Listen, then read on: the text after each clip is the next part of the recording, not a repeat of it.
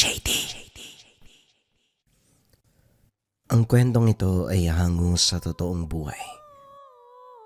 Mula ito sa isa nating kabayan na itago na lamang natin sa pangalang Romel. Taong 1967, Iloilo. Napabuntong hininga si Romel habang tanaw ang ama na naghahasa ng panabas. Ito ang patalim na kasakasama magmula pa noong kabataan. Nagmamay-ari sila ng malawak na sakahan, kaya normal na meron itong dalang patalim. Subalit hindi ito para sa damo o nagtataasang talahib. Mapurol ang talim ko sa ordinaryong bagay gagamitin, pero kung saswang, isang tagalang ay putol kagad.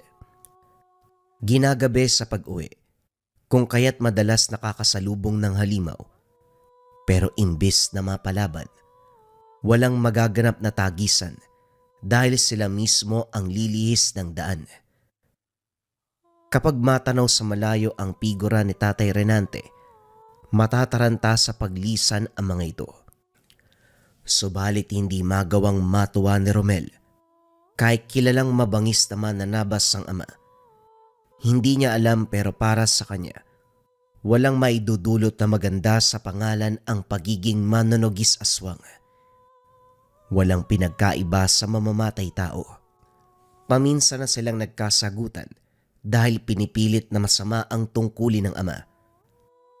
Ano man ang paliwanag, nananaig sa binata ang ideya, kasalanan ang pagpaslang ng tao kahit may lahi pa itong nilalang. Papagalitan mo pa rin ba ako, Romel?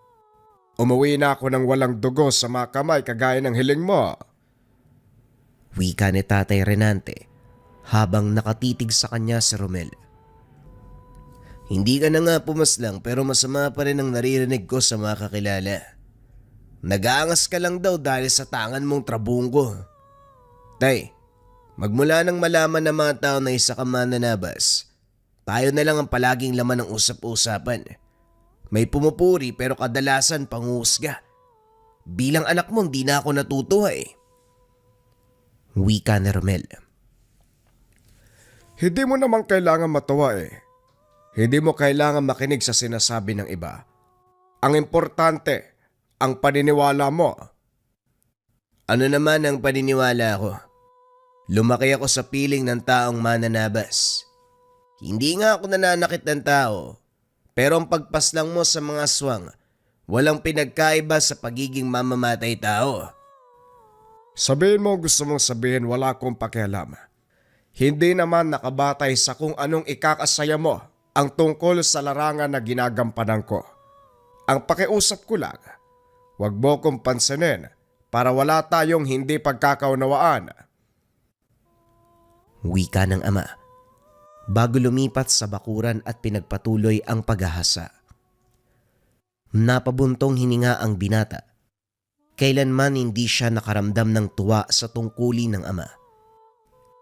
Isa sa dahilan, ang katotohanan na hindi nito nagawang ipaglaban ang yumaong ina sa mga aswang na tumugis nung araw. May nakabangga itong angkan na matapos magapi ay mag-ina ang hinabol. Swerte siyang nakaligtas, pero ang ina ay naging hapunan ng mga halimaw. Wala sa tahanan si Tatay Renante dahil may tinugis sa kabilang bayan. Kinasuklaman ang ama magbula ng araw na yun.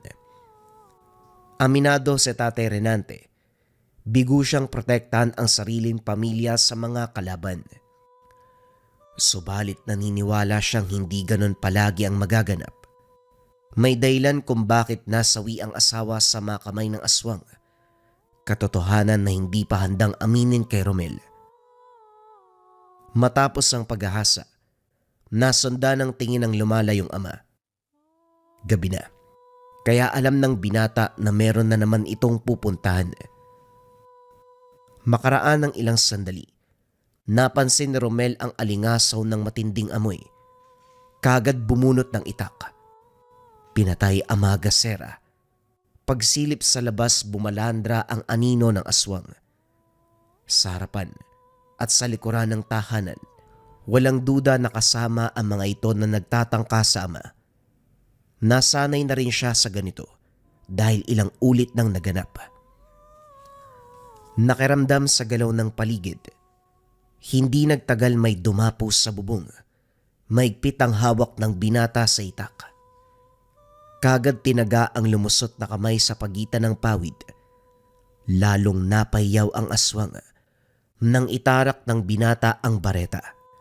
Pagkahugot dumausdos ang dugo sa sandatang bakal. Naalerto nang may humablot mula sa bintana. Tumilapon sa bakuran. Hindi nakabangon. Mabilis dumaga ng aswang. Kalmot at sakal ang ginawad. Nanlaki ang mga mata sa kirot ng sugat. Inakalang katapusan na pero mabilis sa sumaklolo si Tatay Renante. Pasimpleng tinaga ang aswang. Napugutan ng ulo ang humawak kay Romel. Ang kasama nito ay naputol ang katawan matapos tamaan ng talim. Hindi na malaya ng binata ang kasunod na nangyari matapos mawala ng malay. Nagising na lamang ito. Nakabalot na ng benda ang muka. Huwag ka munang kumilos dahil baka mabinat ka. Matapang ka, pero wala sa lugar ang katapangan. Aswang ang hinarap mo, hindi barumbado sa kanto. Anong laban mo sa hindi pangkaraniwang nilalang? Napabuntong hininga si Romel. Pinakita ang pagkainis. Huwag mo akong pagsalitan dahil kung tutusin ikaw ang nagsimula ng lahat. Kung hindi ka naging alagad ng lihim na karunungan, hindi tayo aabot sa ganito. Hindi masasawi si nanay. Hindi ako mapapahamak sa tuwing aalis ka. Magsisisihan na naman ba tayo? Magpahinga ka nga muna. Saka mo na ako pagalitan kapag magaling ka na.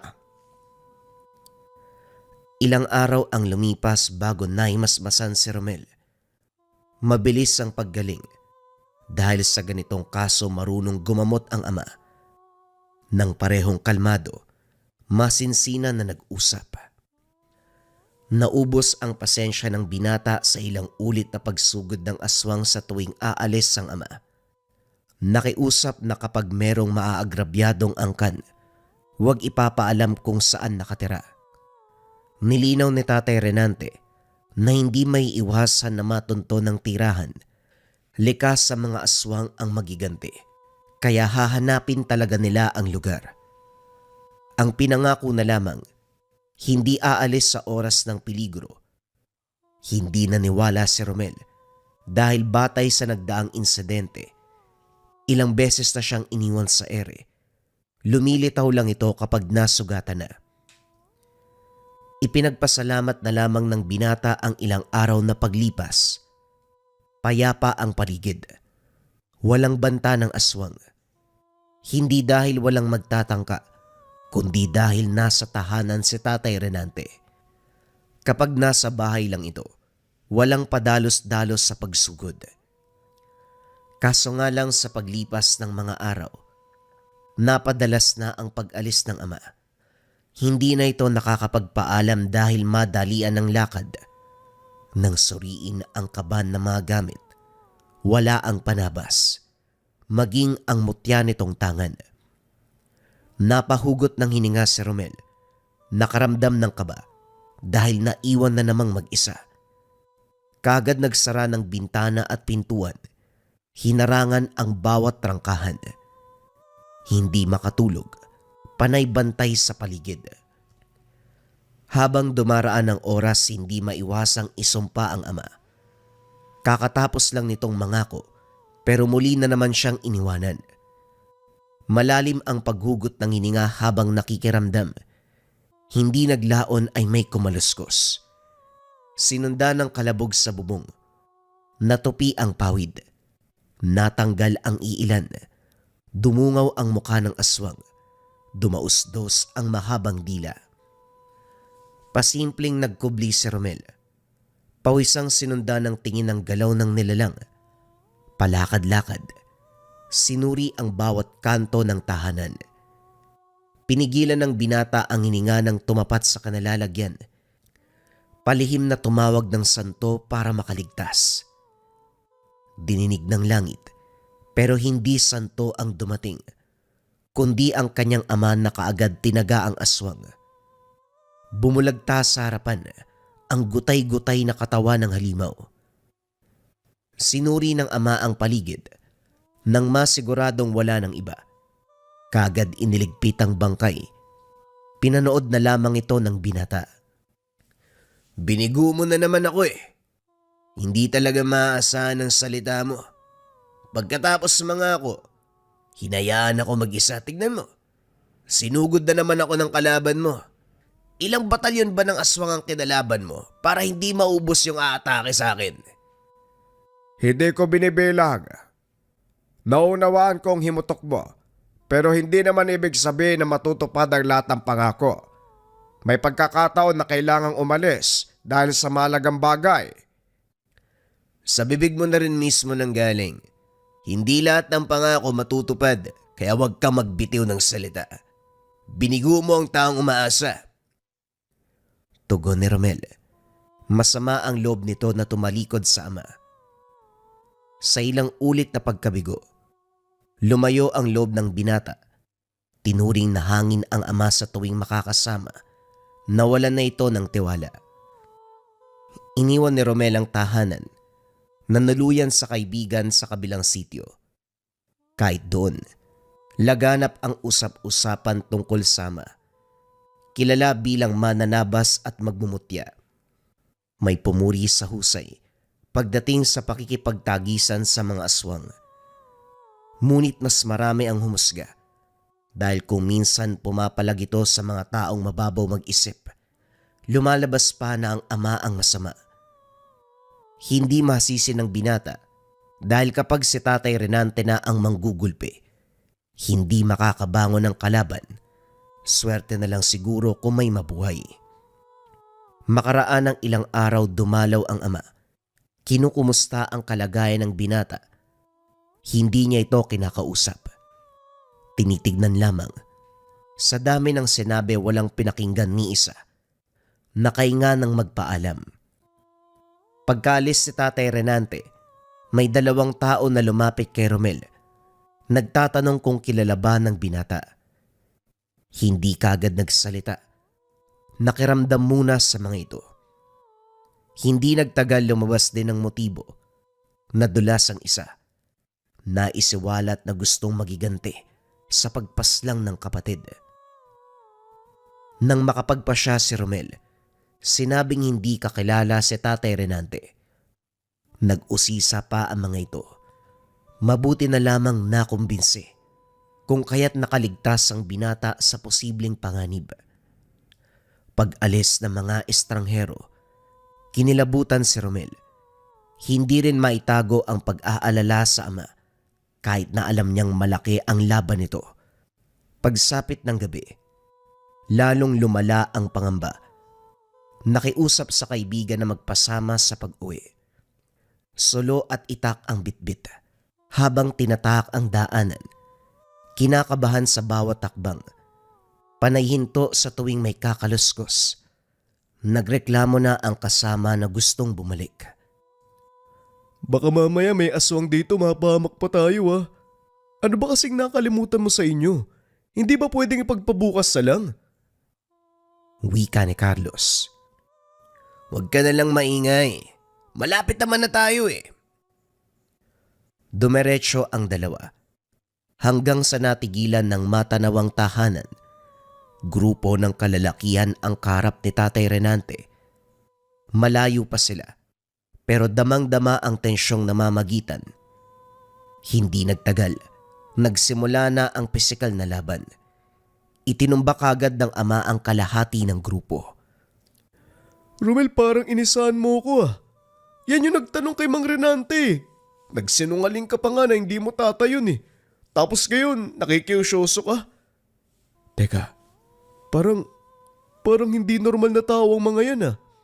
Eh ano pa nga ba? Isa lang naman ang kaaway ni tatay eh. Mga aswang. Sa sagot ni Romel ng lamig ang kaibigan. Hindi matibay ang sikmura nito para makakita ng aswang. Gayunpaman, nanatili sa pakiusap ng binata, sabay na nasaksiyan ang kaganapan. Humakbang si Tatay Renante. Hinarap ang natitira ng grupo. Lumapit ang isa na parang leader ng grupo. Tahimik ang paligid kaya tinangay ng hangin ang usapan. Sakto lang na maririnig. Hindi ba kayo nadadala? Inubos ko na ang kalahati ng angkan nyo, pero naghahabol pa rin kayo sa akin. Hindi ba kayo natatakot na pulbusin ko? Ano ba sa tingin mo? Kung matatakot kami kagaya ng sinasabi mo, malamang hindi kami magpapakita rito. Gusto ko lang naman makita ng personal kung paano ka makipaglaban. Tama ang nakabot sa akin na balita. Mahusay ka. Marunong. Matibay ang tangan mong mutya para gabayan ka ng maayos. Ganito, hindi naman talaga ako naparito para hamunin ka. Bagkus gusto kitang alukin na makipagtulungan sa akin. Wika ng isang nilalang. Teka, sandali lang amo, bakit nag-iba ang plano? Hindi ba gaganti tayo sa taong yan? Anong sinasabi mong makikipagtulungan? Padro, hindi mo ba nakikita na pwede nating pakinabangan ang lalaking ito? Malakas ang kalaban nating angkan. Kakayahan na pwedeng tapatan ni Manong. Isang tabi na muna ang paghiganti. Oras ngayon para sa paghanap ng kakampi. Manong, pwede ba tayo sa loob mag-usap? Huwag kang mag-alala. Walang kikilos ng masama. Pinaunlakan ni Tatay Renante ang hiling nito. Matyagang nag-intay sa labas ang mga tauhan. Gayon din sila Romel, pati na rin si Carlos. Kinakabahan si Romel sa magiging desisyon ng ama. Nasa peligro na ang buhay nila. Madadagdagan pa kapag papayag sa kasunduan ng grupo. Makaraan ng ilang sandali lumabas ang lalaki. Umalis na ang grupo. Dito lumabas si Romel. Nagmamadaling lumapit sa ama. Sinumbatan. Nag-usisa sa napag-usapan. Pinaliwanag ng ama ang napagkasunduan. Makikipagtulungan sa grupo para tapusin ang angkan ng kalaban. Sa bilang ng mga ito at sa antas na mas mababa sa kanila. Malayong manalo sa nalalapit na tagisan. Sinamantala ni Tatay Renante ang pagkakataon dahil maganda ang kondisyon ng grupo ni Diego. Sa oras na matalo ang kalaban, nangako itong susundin anuman ng nais ng matanda. May naisip na ideya kaya tinanggap ang alok. Sa kabilang banda, hindi nagustuhan ni Romel ang pagpapasya para sa binata. Hindi magandang makipagsabwatan kanino man, lalo na sa angka ng aswang. Likas sa mga ito ang pagiging masama. Mababa ang tsansa na maging tapat sa binitawang salita. Napailing si Tatay Renante sa pangaral ng binata. Pinayuan na lamang ito na maniwala sa kanya dahil kung tutuusin, mas malawak ang kaalaman ng ama kumpara sa anak. Sige, makipagsabwatan ka sa kanila. Total, wala ka namang kinilala kundi ang makipag-away sa mga aswang. Doon ka masaya, di ba? Kaya bahala ka sa buhay mo. Tandaan mo lang sa oras na may mangyari sa'yo, huwag kang magkakamali na lumapit sa akin. Binalaan na kita. Oy Romel, masamang magsalita ng tapos Hindi bali na. Ipapangako kong hindi ka tatawagin sa anumang oras sa malagay ako sa alanganin. Carlos, dalin mo ang anak ko sa inyo. Alagaan mong mabuti. Wika ni Tatay Renante sa kaibigan ng binata. Magsama kayo ng pangako mo. Sa salita ka lang naman magaling. Masama ang loob na umalis si Romel. Sa kabila nito, hindi may tago ang pag-aalala sama. Walang araw na hindi balisa. Lalo na kapag uuwi na walang tao sa tahanan. Hindi na rin nakarinig ng balita mula kay Tatay Renante. Isang gabi, habang nag-aantay sa bakuran, dumating ang ama. Sugatan, maraming galos sa katawan, naliligo pa sa sariling dugo. Tumanggi pa sa tulong ng binata. Umarangkada ang ugali. Sinabi ko sa iyo hindi kita tatawagin sa oras sa maipit ako. Akala ko ba doon ka sa kaibigan mo tutuloy? Ano pang ginagawa mo dito? Tahanan ko rin to. Kaya hindi nakakapagtaka na nandito ko. Yan ang napapala mo sa pakikipaglaban sa mga aswang. Ano, masakit ba? Sino ba nagsabi sa iyong nasasaktan ako? Mababaw lang to. Puting gabunan ang nakalaban ko. Lahi na marunong sa kaliwa. Sanib puwersa kaya nagawa ko sugatan. Huwag ka mag-alala, ayos na ako. Ilang araw lang na pahinga, babalik na ang lakas ko. Napakahambog mo talaga. O sige, ikaw ang bahala sa buhay mo, total matanda ka na. Baka sa susunod na balik ko, bangkay ka na lang ha. Magdala ka na lang ng kandela para may maitirik kapag naabutan mo kong bangkay. Umiling na lamang si Romel. Sa pagkakataong ito, sa tahanan muna nagpalipas ng gabi. Hindi makatulog sa ingay ng bulong sa kabilang kwarto. Nang silipin nag-oorasyon si Tatay Renante, pinapakain ng dasal ang mutya. Pagkatapos ay ginamot muli ang sugat.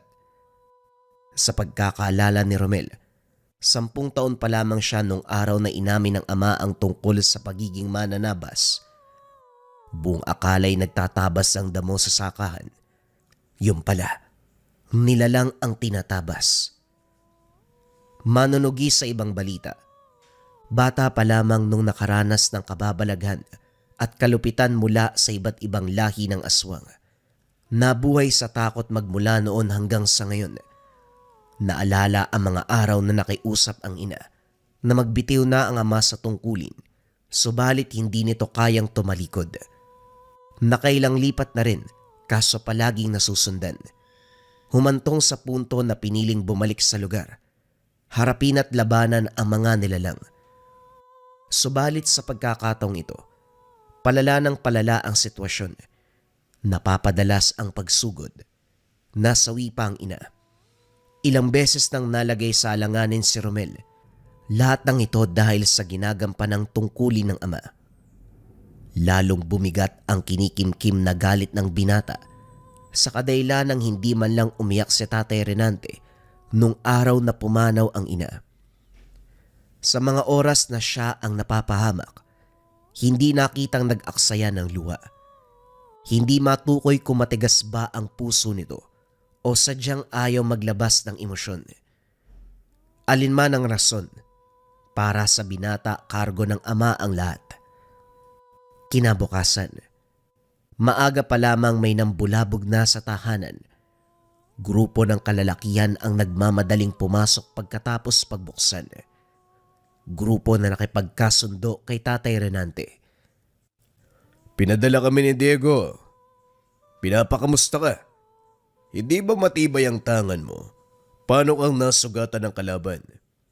Paanong hindi mapapantayan? Hindi nyo sinabi sa akin na puting gabunan ng kalaban.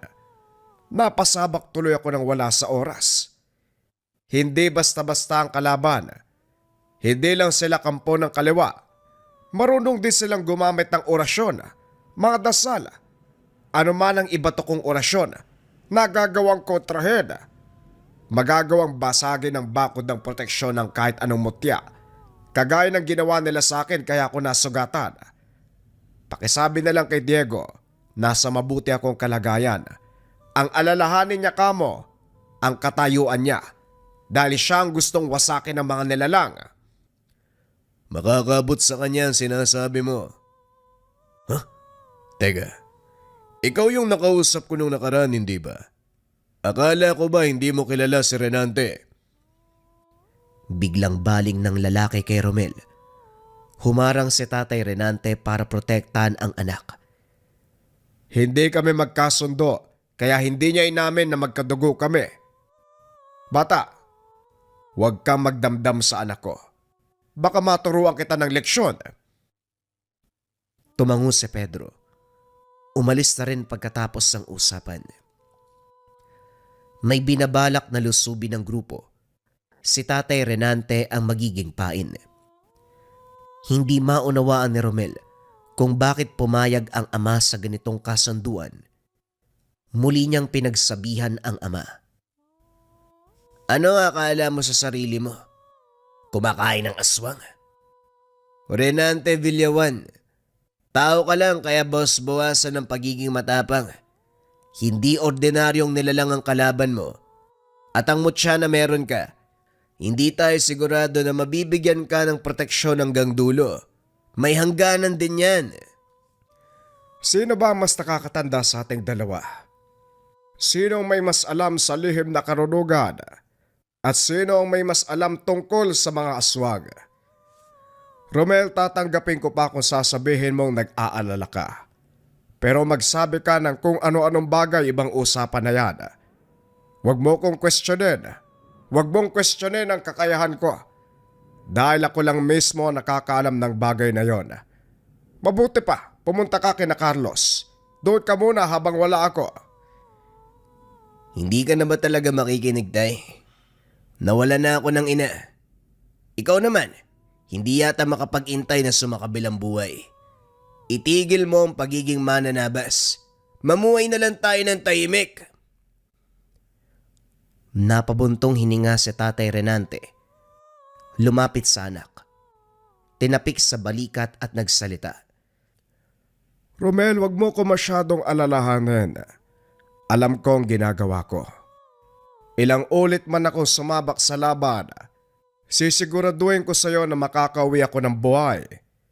Sige na, bumalik ka na kina Carlos dahil aalis na ako. Alam mo naman na kapag wala ako sa bahay, maaari kang sugurin ang mga kalaban. Napailing na lamang si Romel. Napilitang lumakad palis. Sa paglipas ng oras, lalong nadadagdagan ng kaba. Ginugulo ang isipan sa mga posibilidad. Hindi man sila magkasundo ng ama. Bilang anak, naroon pa rin ang pag-aalala, lalo na't kaligtasan at buhay ang pinag-uusapan. Walang anak na gustong mapahamak ang magulang. Subalit hirap si Romel pagdating kay Tatay Renante. Mas matimbang dito ang sinumpaang tungkulin. Dumaan ang mga araw. Walang balita si Romel Sama. Pabalik-balik sa tahanan. Wala pa ring senyales na nakauwi ito. Nagtanong sa mga kakilala pero wala ni isang nakakita. Tumulong na rin ang kaibigan sa paghanap. Umabot kung saan-saan. Nilibot lahat ng sityo sa lugar. Subalit walang Tatay Renante na natagpuan. Maghanap tayo dun sa tahanan nyo. Baka may makuha tayong impormasyon sa mga gamit niya. Sinunod ang mungkahi ng kaibigan. Hinalungkat ang bawat sulok ng bahay. Sinuri ang mga kaban hanggang sa natagpuan ng pinaglalagyan ng panabas at tangan. Ginapang ng takot si Romel dahil ang mutya ng trabungko ay naroon. Ito ang bagay na hindi inilalayo ng ama sa tuwing mapapasabak sa laban kontra aswang. Dahil dito, lalong nadagdagan ng pangamba. Hindi mapakali, nahirapan sa paghinga sa samot-saring emosyon. Hindi nagtagal lumitaw si Tatay Renante, inaalalayan ng isang aswang.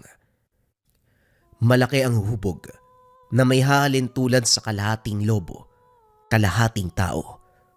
Puti ang buhok, nanlilisik ang mga mata. Mabangis ang itsura, matulis ang mga pangil, mahaba ang mga kuko. Isang kurap lang nagpalit bilang tao, nagpakilala sa pangalang Dos. Ayon sa kwento, kabilang siya sa pangkat ng puting gabunan na lilusob ng grupo ni Tatay Renante at Diego. May kakayahan ng pinuno ng gabunan na mabasa ang intensyon ng kalaban. Nang matukoy ang pakay ni Diego, kagad nagsagawa ng plano. Nakipaglaban, sumabay sa agos ng pangyayari. Nagkunwaring hindi na lumalaban ang gabunan hanggang sa lumabas ang tunay na kulay ni Diego. Inutusan ang mga tauhan na tapusin si Tatay Renante. Ang sumunod ay tagisan laban nila Tatay Renante at ng kasabwat na grupo. Nagawang kunin ni Diego ang mutya kung kaya't napuruhan. Nang hindi na kaya, dito kumilos ang puting gabunan para sumaklolo. Piniling tulungan si Tatay Renante habang nagpapatuloy ang pagtutuos. Itinakas ni Dos ang matanda. Tama ang hula ni Romel. Sinisisi ang ama dahil hindi nakinig sa kanya. Hindi man kamisado ng binata ang ugali ng aswang. Sigurado siya sa paniniwala. Tuso sa lahat ng tuso ang mga ito. Makahanap ng pagkakataong makapagsamantala.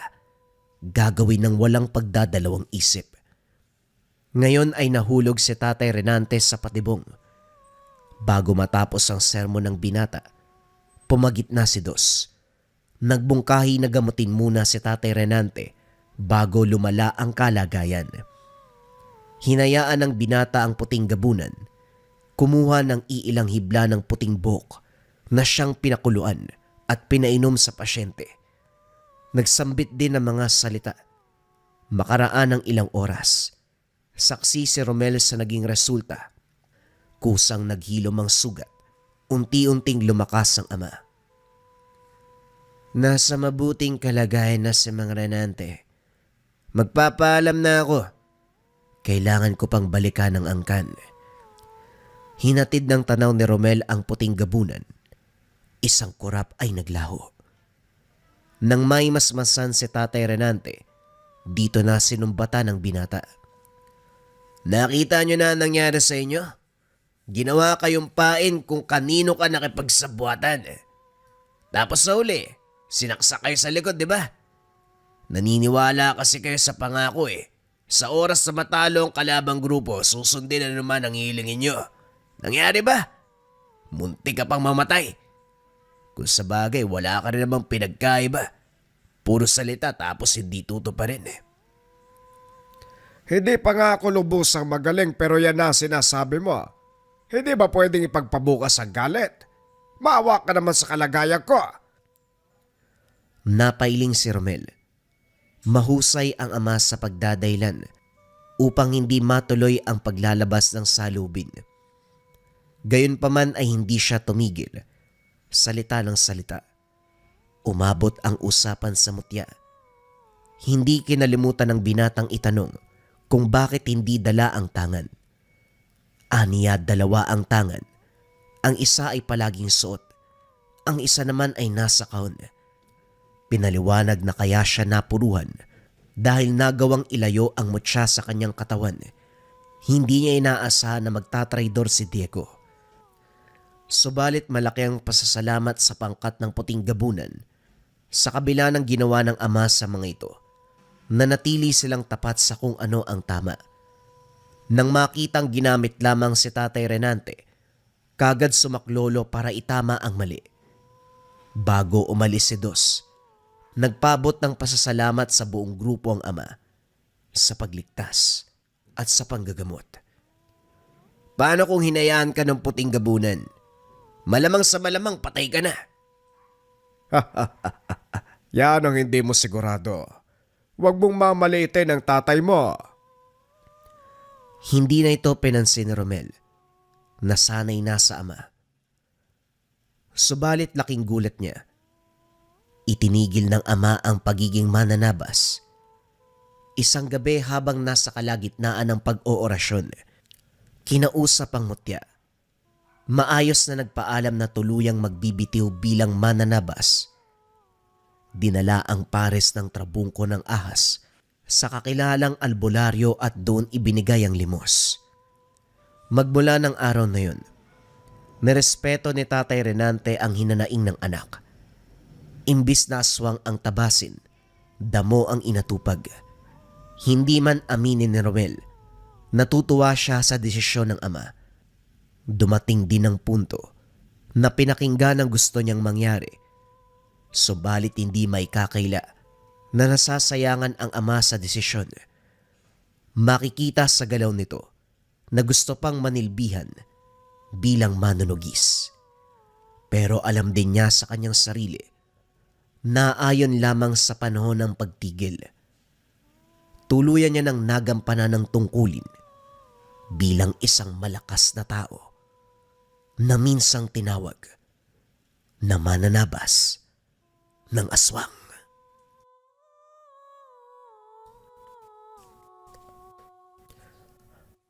Ang kwentong ito ay hango sa totoong buhay. Mula ito sa isa nating kabayan na itago na lamang natin sa pangalang Tupi. Taong 1984. Talakag, Bukidnon.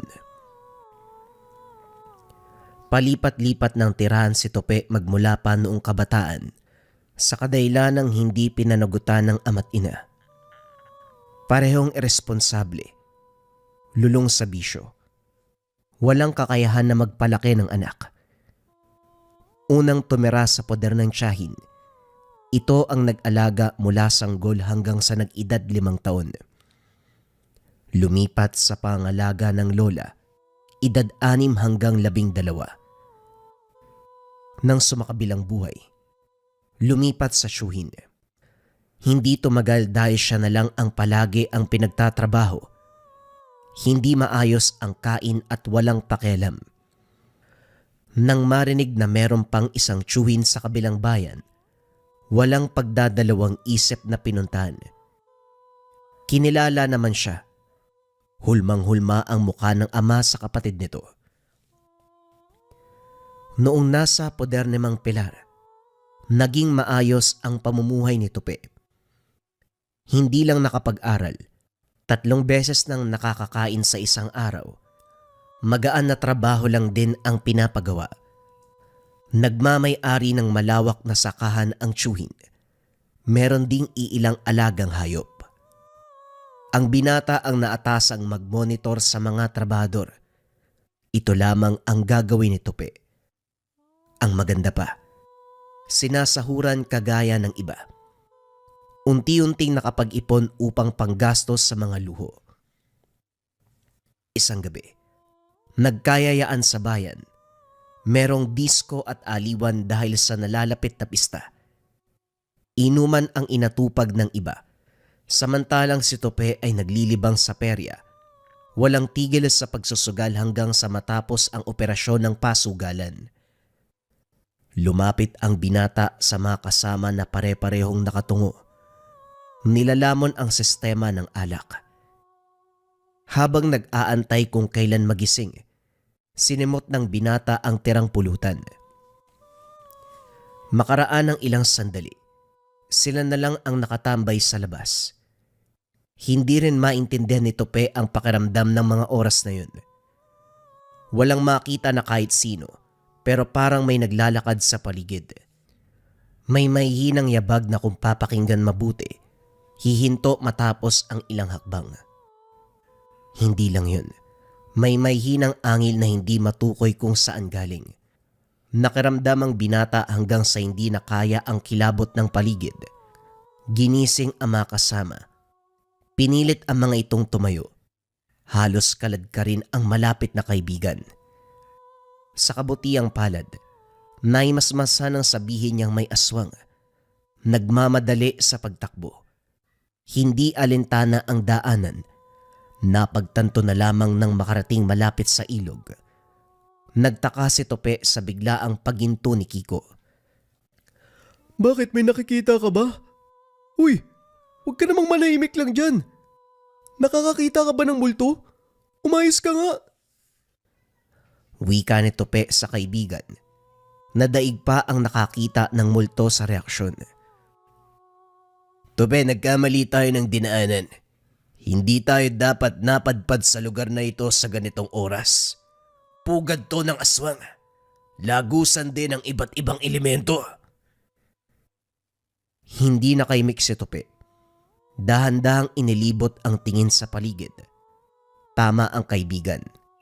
Tahanan ng aswang at lagusan ng iba't ibang elemento ang lupang kinakatayuan ngayon.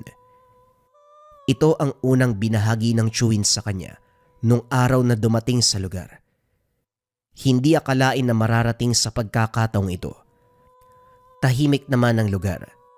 Banayad ang hampas ng hangin, maging ang pagragasa ng tubig sa ilog. Malalaki ang kahoy na nakapaligid. Tipikal na gubat talaga. Kaso nga lang may kakaibang kilabot. Matatakot sa hindi malamang dahilan. Yung bang magkukusa ang isipan na maglikha ng mga imahe na magdudulot ng kilabot.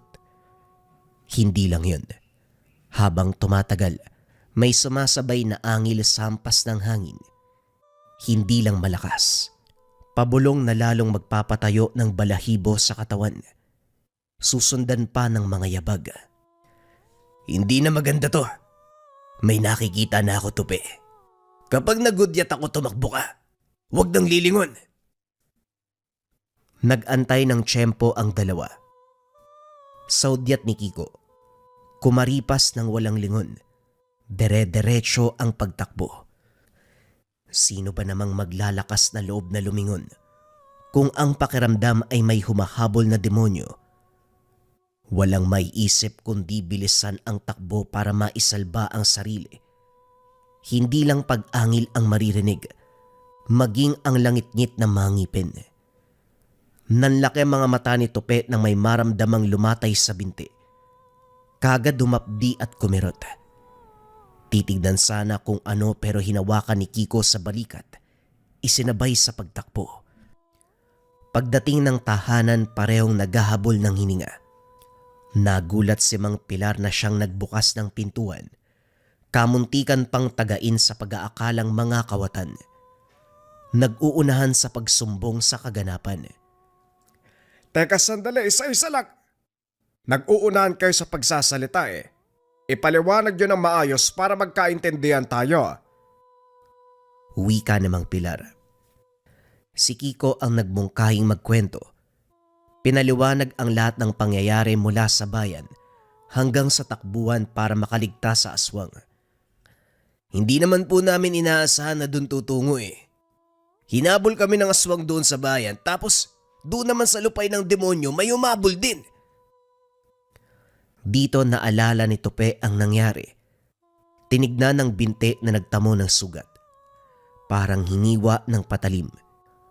Hindi malaki pero abot sa laman ang kirot at hapdi. Dali-dali namang inasikaso ng tiyuhin. Ginamot sa pamamagitan ng pagbuhos ng lana. Sa kabutiang palad, unti-unting nawala ang sakit. Mabuti na lang ganyan lang ang nata mo. E paano kung pareho kayong napuruhan? Wala pa namang tao doon na tutulong sa inyo. Nasaan ba yung iba niyong kasama? Marami kayong nagpunta sa bayan, pero dalawa lang ang bumalik. Si Kiko lang po ang hinila ko kaya kami lang ang nakauwi. Naroon sa perya ang iba. Tulog kasi lasing eh. Manong sa tingin niyo ho ba? Panahon ngayon sa lupain ng demonyo. Kanina kasi ang lakas ng enerhiya. Yung tipong hindi lang isang halimaw yung naroon. Pinakinggang mabuti ni Tupi ang pag-uusap ng kaibigan at tiyuhin. Dito nalaman ang iba pang detalye tungkol sa tinatawag na lupain ng demonyo.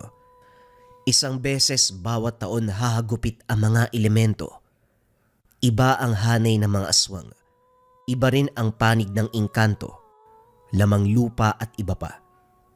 May pagkakataon na sila lang din ang magkakalaban.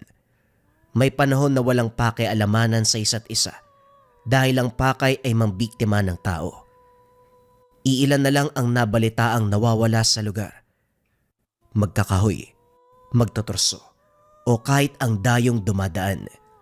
Kakaiba ang pamamaraan dahil hahayaang makauwi ng katawan ng biktima sa kanika nilang tahanan. Pero tatagal lang ng ilang oras bago lagutan ang hininga. Walang senyales, walang bakas, walang sugat. Parang nakalimutan lang huminga kaya sumakabilang buhay. Wala ring personal na nakakita sa mga nilalang. Ang maaaninag lamang ay mga anino. Diyan din mismo binawian ng buhay ang kinakapatid kong antingero. Kahit yung dalawa kong kaibigan na albularyo eh. Maraming nasa larangan ng lihim na karunungan ang nagbabalak na alamin ang kaganapan sa lupain ng demonyo.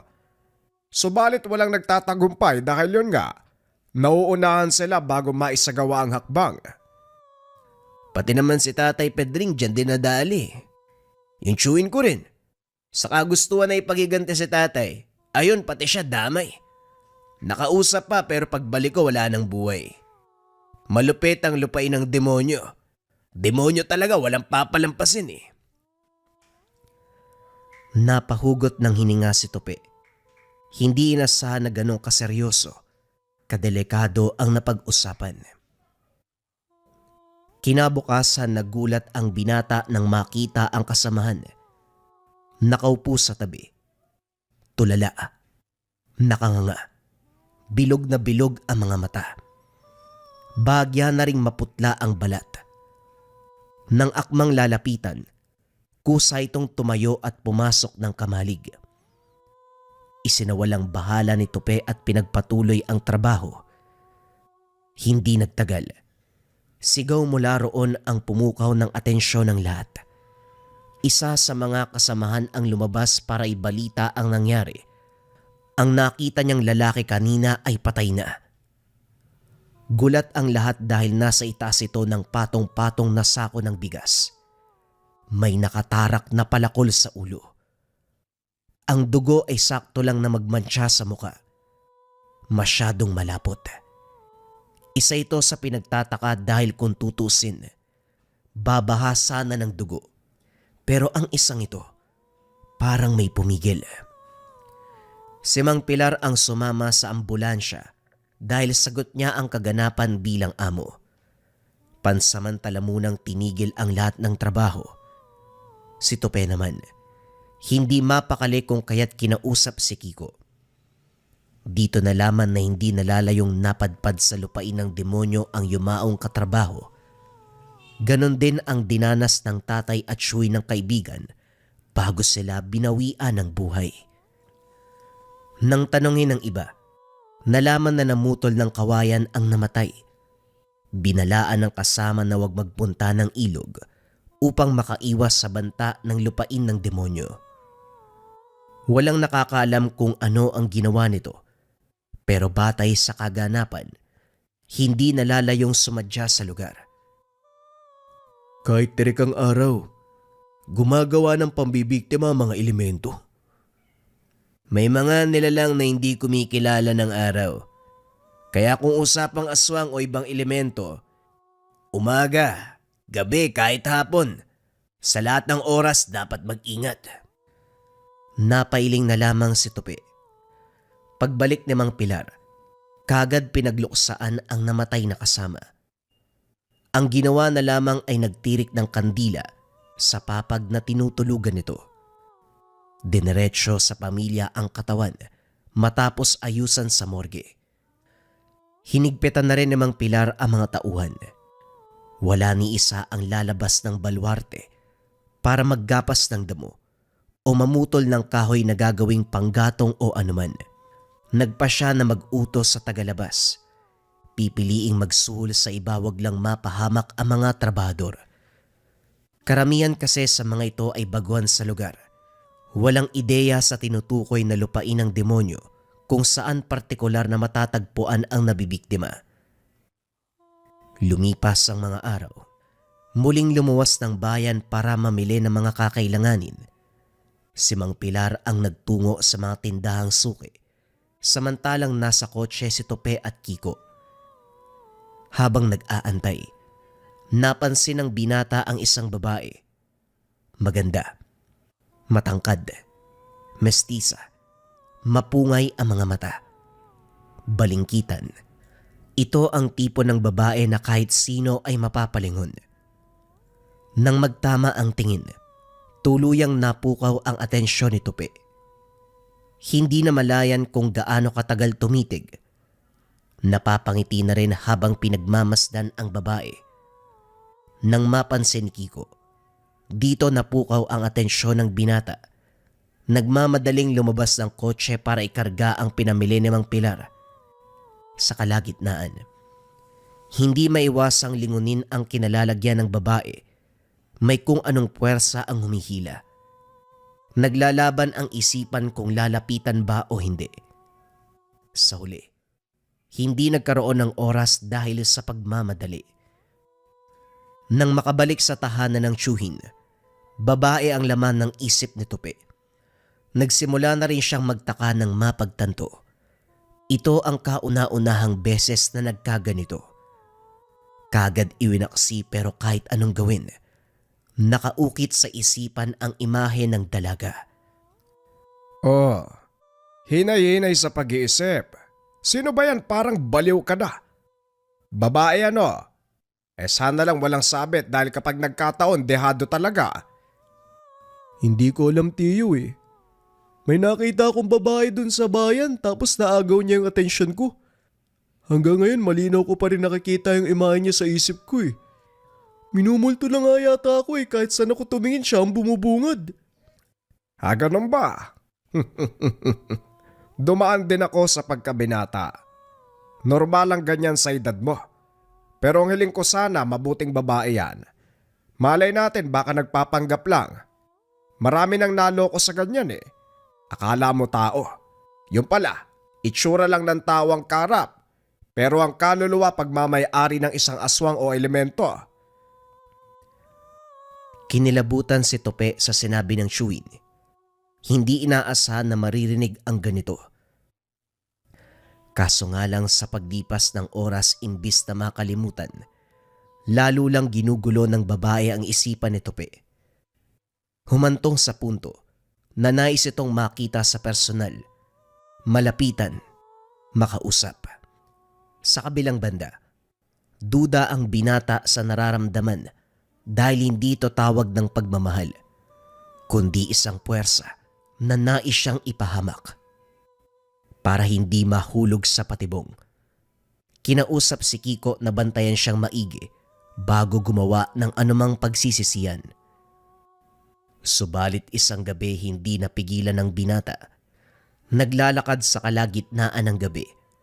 Walang ideya kung saan dadali ng mga paa, basta patuloy sa pagakbang. Hoy Tope, gumising ka nga, ano ba? Saan ka ba pupunta ng ganitong oras? Nilalamon ka na ng sistema ng babaeng yun eh. Halika, may papakita ko sa'yo. Kinaladkad patungo sa tinutulugang kamalig ni Kiko. Hinalungkat mula sa maliit na kaban ang isang kahon. Kinuha mula rito ang bato na kulay pula. Kagad pinahawakan sa binata. Taintimpang nanalangin ang kaibigan na ilayo siya sa anumang panganib. Dinama ni Tope ang bato. Hindi inasahan na magbibigay ito ng ginhawa. Unti-unting binura ang bumabagabag sa isipan, lalong-lalo na ang babae.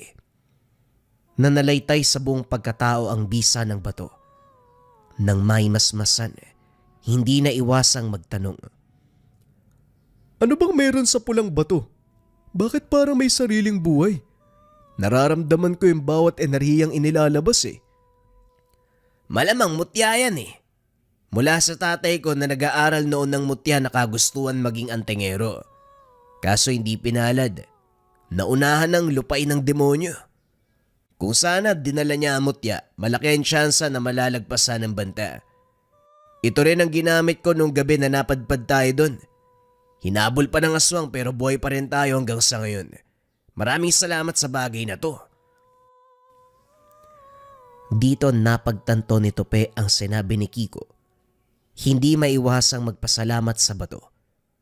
Kung hindi dahil dito, malamang natulad na sa mga yumaong biktima ng lupain ng demonyo. Sa pagpapatuloy ng buhay, muli na namang nakasalubong ni Tope ang babae. Sa pagkakataong ito mukha ang nakarap. Nakipagtitigan. Ang binata ang naunang umiwas. Kagad tumalikod pero natigilan ng harangin. Biglang kinilabutan ng humawak sa braso. Napigil ang hininga dahil sa tapang ng amoy. May hahalin tulad sa panis na gata ng nyug. Ang balat pa ay parang pinahira ng mantika. Naalerto ng hilahin patungo sa kung saan. Tinulak ang babae. Kumaripas ng takbo. Kaso laking gulat nang bumungad ang ilog. Ang naglalaki ang puno. Nasa harapan mismo ng tinatawag na lupain ng demonyo. Sa kabilang bahagi ng ilog, natanaw ang babae. Nakangisi. Titig na titig ang nanlilisik na mga mata. Nagmamadali sa pagtakbo si Tope pero saan man pumunta. Sa harapan ng ilog pa rin ang bungad. Sa puntong ito, Unti-unting nagbago ang itsura ng babae. Umitim ang balat. Gumagalaw ang buhok na parabang may sariling buhay. Matulis ang mga kuko. Matalas ang mga ngipin at nagkaroon ng pakpak. Umaalingasaw sa buong paligid ang napakasangsang na amoy. Amoy pinaghalong bulok na karne at panis na gata ng nyug. Sa isang kurap ay nasa harapan niya ito. Kagad pumulupot ang mga buhok sa leg. Naglalabas-pasok ang buhok sa ilong, bibig at tenga. Kahit anong pagpupumiglas ay walang magawa.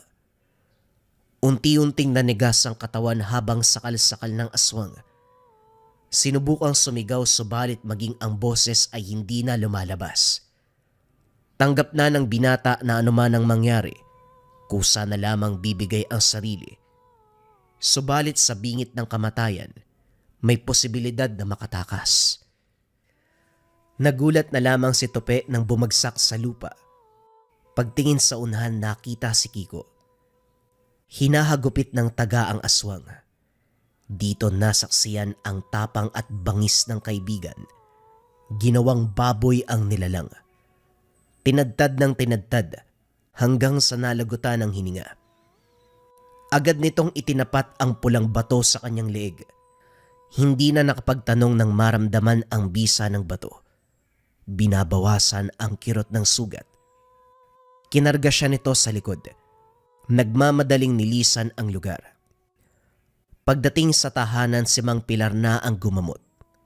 Lana ang ginamit, pero sa pagkakataong ito ay may kasamang orasyon. Hindi naglaon bumuti rin ang kalagayan ng binata. Habang nagpapahinga, sinamantala ang pagkakataon na makausap si Kiko. Pare, marunong ka palang makipaglaban sa aswang? Nagawa mo pang patayin, ha? Pero matanong ko lang paano ka nakalapit, hindi ko napansin eh. Sinigurado muna ni Kiko na walang ibang makakarinig. Isa yan sa mga kakayahan ng pulang bato. Sa bulag, ibig sabihin hindi ka makikita ng kalaban. Hindi ka mamamalayan, nasa tabi na pala. Bakit parang nagtatago ka? Takot ka bang marinig ni Tio Pilar? Dahil ang bilin sa akin ni Tatay Pedring, kapag may gamit ka, wag na wag mo ipagsasabi sa kahit kanino. Hindi ko alam kung para saan pero pinili kong sundin. Ipinagtapat ko sa'yo kasi nakita mo na eh. Si Mang Pilar, alam kong may alam din siya sa lihim na karunungan pero magkaiba kami ng ginagamit. Mutya ang sa akin, Lana ang sa kanya. Ang sa akin ay panglaban, sa kanya ay panggagamot. Ano? Si Tio may alam din sa lihim na karunungan na sinasabi mo? Tol, kukulangin tayo sa oras ko, ipapaliwanag ko sa'yo mula sa umpisa. Isipin mo na lang kapag marunong kang gumamot ng tao gamit ang pamamaraan o mga bagay-bagay na hindi sakop ng siyensya o medisina mula sa ospital. Lihim na karunungan ang tawag doon. Tumango na lamang si Tope bilang tugon. Pinagpalagay ang mga katanungan sa sagot ng kaibigan. Dahil sa tinamong sugat at kinasangkutang kababalagan, inutusan si Tope na magmasid na lamang sa mga alagang nakapastol. Naaaliw din habang nakatingin sa mga katrabaho na naghahakot, nagdidiskarga ng dayami at talahib mula sa suking manggagapas. Hindi nagtagal, kunot noong sinunda ng tingin ang isa sa mga trabahador. Kumaripas ito ng takbo patungo sa kakawyan. Nang hindi na matanaw, napako ang tingin sa binagsak na bungkos ng dayami. Siya na lamang ang naghatid patungo sa kamalig. Pagsapit ng takip silim, magkaharap sa mahabang mesa ang lahat para sa hapunan. Nagsimula ng kumain ng lahat. Nakatitig si Tope sa bakanting upuan. Para ito sa kasamaan na hindi pa bumabalik hanggang sa ngayon. Wala ring nakakaalam kung nasaan, maliban sa binata na nakitang nagpunta sa kakawyan. Makaraan ng ilang sandali ay bumalik ito. Kumunot naman ang noo dahil kakaiba ang tuwa ng katrabaho. Animoy nanalo ng malaking pera. Gayon pa man nagkipit balikat, nakisaya na lang sa salo-salo. Pagkatapos ng kaunting inuman, kanya-kanya sa pagpapahinga ang lahat. Si Tupe sa kabilang banda, nagpalipas muna ng oras dahil busog. Habang nakatanaw sa bintana, nagbukas ang kabilang kamalig. May dalang gasera ang katrabaho. Sa kabilang kamay naman ay galon ng gasolina. Sinundan lamang ng tingin sa pag-aakalang lilipat sa kabilang kamalig. Pero laking gulat. Walang ano-ano. Binuhos sa sarili ang gasolina sabay sindi. Nagliyab kagad. Naguguluhan ang binata dahil wala man lang itong reaksyon. Nanatiling nakatindig. Naghihintay kung kailan matutupok ang katawan. Sumigaw si Tope para pukawin ang lahat. Nagmamadaling binuhusan ng tubig ang kasamahan subalit huli na. Kasabay ng pag-apula ng apoy, namatay ito. Katahimikan ang namayani sa paligid. Wala ni isa ang nakapagsalita. Ilang ulit bumalik ang otoridad para mag-imbestiga. 2 trabador na ang nasawi sa mismong baluarte, kung kaya't hindi masisisi kung magdududa ang otoridad. Kaso nga lang, wala ring naisampang kaso laban sa may-ari o sino man sa mga kasama dahil malinis ang konsensya ng lahat. Batay na rin sa mga nakakita ng kaganapan, kahina-hinala talaga ang galaw ng biktima. Kaya naman suicide ang nangyari. Hindi na maganda ang kaganapan. Ilang linggo pa lang ang nakalipas nang mamatay si Bogart. Ngayon naman si Joshua. Nakita mo si Joshua na nagtungo sa kakahuyan, hindi ba, Tope? Kung ganun man, isa lang ang ibig sabihin. Pinatay ng lupay ng demonyo ang 20 tauhan. Hayop talaga. Anong plano mo, Manong? Baka pwedeng makisali dyan. Kinuha din ang lupain yun ng tatay at chewin ko. Kaya sapat ang rason para maikasa kung magbabala kayong sumugo doon. Sandali, kung makapagsalita ka para may tinatago kang alas. Meron no. Mutya ng kulay pulang bato. Saksi si Tope sa bisa nito at alam ko na may ideya kayo sa ganitong bagay. Ayos ah. Hindi ko alam na meron ka palang tinatangan. Ang napansin ko lang, merong kakaiba sa'yo na pwedeng gamitin laban sa anumang elemento. Pulang bato. Mabisang pangontra sa anumang uri ng aswang at mga elemento. O sige, kasama ka sa plano. Ang bala ko magbasid muna sa lugar. Tignan natin kung anong meron talaga sa lugar na yan. Naunawaan ko, Manong. Yun din naman ang sasabihin ko. May namataan ako matandang babae. Hindi lang ako nagkaroon ng pagkakataon na malapitan o maklaro. Biglang nawala eh. Hindi ko rin alam kung may ideya ito na nakita ko siya. Salitan tayo, Kiko. Sa umaga ka magbabantay. Sa gabi naman ako. Ihanda mo mga gamit na meron ka. Maghahanda na rin ako. Matapos magkasundo, umalis sa mga ito na parang hindi nakikita si Tupe. Kamot ulo na lamang ang binata habang palipat-lipat ang tingin sa magkabilang direksyon na dinaanan ng chewin at kaibigan.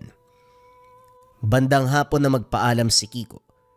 Sasama sana ang binata kaso pumigil si Mang Pilar.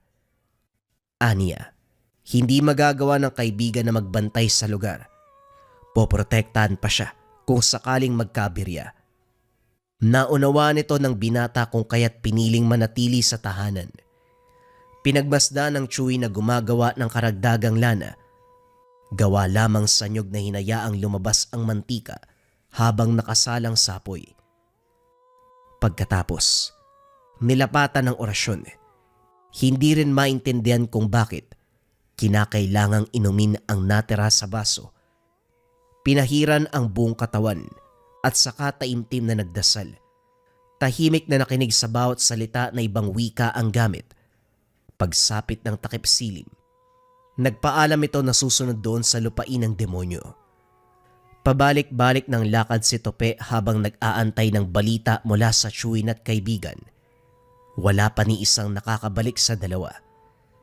Hindi maiwasang kabahan lalo pat delikado ang pinuntahan. Sa kabutiang palad umuwi si Kiko. Hindi to pumasok. Nagsabi lang na pinapayagan siya ni Mang Pilar na sumunod upang makatulong. Natuwa ang binata at nagmamadaling sumunod. Panay salita si Tope habang tinatahak ang daan. Nakiusap pang bagalan ni Kiko ang paglalakad dahil hindi siya halos makahabol. Kaso nga lang hindi sumasagot. Hindi naglaon nakarating sa isang tahanan, bumaling sa kaibigan para magtanong. Kaso isang babae ang bumungad. Malademonyo ang ngiti habang unti-unting nagpapalit ng anyo. Walang pinagkaiba sa aswang na humamak sa kanya nung nakaraan. Tinangay siya nito. Lumipad patungo sa kubo. Dito nakita si Mang Pilar at Kiko na bihag ang isang matanda. Binagsak si Tope ng aswang at saka kinagat sa balikat. Dumaing ang binata. Tatakbo sana ang tiyuhin pero mahigpit ang babala ng nilalang. Pakawalan niyo ang matanda. Ibabalik ko sa inyo ang binata. Animal ka! Sa tingin mo ba, papakawalan pa namin ng matanda? Binalik ko lang sa binata ang ginawa niyo kay Aling Dolores. Sinugatan ko siya. Dahil yun din ang ginawa ng pamangkin mo. Pakawalan niyo at hayaan ko kayong umalis sa lugar ng buhay. Madali akong kausap pero ayoko nag-aantay. Nagkatinginan si Mang Pilar at Kiko. Nag-uusap ang mga mata ng dalawa. Nang magkasundo, ginamit ni Kiko ang sabulag ng mutya. Dali-daling pinakawalan si Tope sa pagkakabihag ng aswang. Dinali din ito ang nilalang. Ginilita ng liig. Sinaksak sa dibdib. Dinukot pa ang puso. Nanlaki mga mata ng matanda habang nakatitig na bumagsak ang katawan ng apo. Umagos ang mga luha pero walang hikbing lumalabas. Tahimik itong nagluluksa pero hindi pinayagang makalapit. Hinila ni Mang Pilar ang lubid na nakatali. Marami pala kayo sa lugar na ito ha. Baka meron pa dyan. Lumabas na kayo para sabay-sabay na kayo mamatay. Isa lang ang gusto ko. Pagbayarin ang pumatay sa asawa at mga anak ko. Hindi mo ko masisisi kung gusto ko ng kabayaran sa ginawa sa amin. Hindi ba yan din ang sadya nyo ngayon? Ang panagutin na may kasalanan. Huwag mong iniiba ang usapan. Hinding-hindi ako maaawa sa'yo. Tahimik kaming nabumuhay. Pero anong ginawa ng grupo ng mga magkakahoy? Pinatay ang asawa ko upang pagsamantalahan ng maganda kong anak. 8 anyos ang bata. Nakaranas ng kahalayan. Ginawa ko ang lahat para hindi sila matulad sa akin na maging aswang. Pero isa palang pagkakamali. Dahil kung hinayaan ko silang mabuhay bilang aswang, malamang hindi sila mapapatay ng grupo. Kaya nagkaroon ng lupain ng demonyo. Dahil sa gawa din ng mga tao, kumaganti lang ako. Ano man ang sabihin ng nilalang, hindi na mapipigilan si Mang Pilar. Paulit-ulit niya itong sinaksak hanggang sa malagutan ng hininga. At upang hindi na mabuhay, sinunog niya ang buong katawan nito. Habang si Tope naman, naging abala sa pag-oorasyon upang tuluyang mabasbasa ng lugar. Nilinis ang lahat ng negatibong enerhiya upang hindi na ito magdulot pa ng kasamaan at kapahamakan sa lahat ng tao. Matapos ang kaganapan, kung dati nakakakilabot ang lugar, ngayon ay preskong hangin ang malalanghap. Isang malakas na pagsabog ang narinig.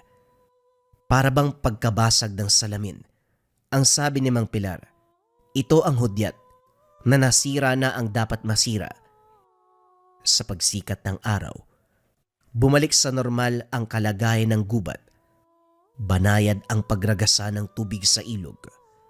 Maganda ang kaluskos ng mga damo. Kahit saang anggulo tignan.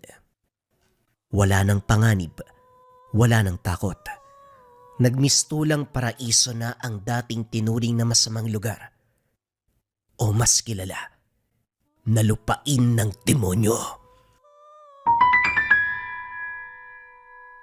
Nung sinuot yung marahuyo bracelet ng isa nating kabayan, na ospital kinabukasan yung nangungulam sa kanila.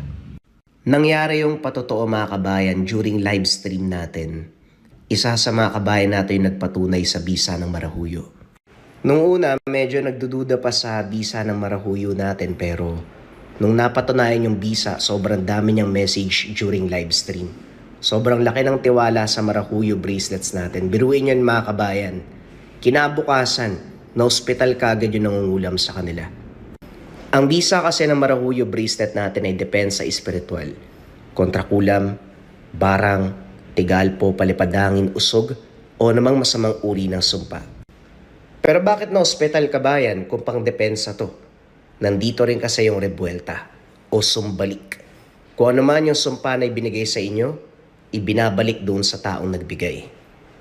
We have 2 colors available, glossy black and brown. Kung interesado kayo dito sa marahuyo bracelet natin, i-visit nyo lang yung shop ng Lika Merchandise or tignan kung may yellow basket dito. Kapag wala, pakisearch na lang Lika Merchandise kasi mabilis ma-out of stock to. Yan lamang mga kabayan, mag-ingat sa mga scammers.